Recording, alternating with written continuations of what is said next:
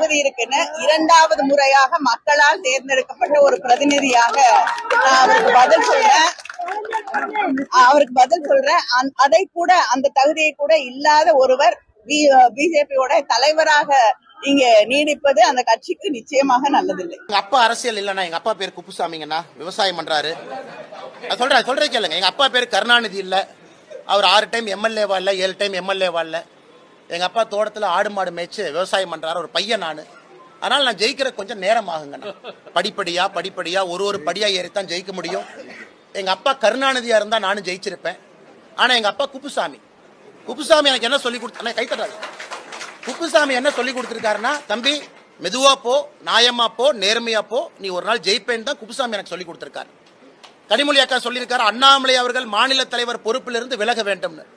ஒருவேளை கனிமொழி அக்கா பிஜேபிக்கு வர மாதிரி இருந்தா பரிசீலனை பண்றேன்.